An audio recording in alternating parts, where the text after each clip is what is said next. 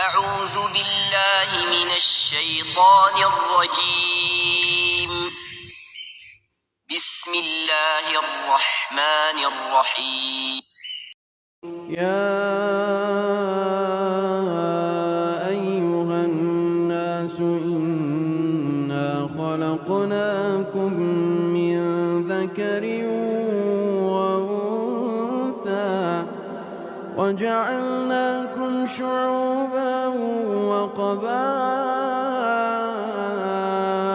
لتعارفوا إن أكرمكم عند الله أتقاكم إن الله عليم خبير.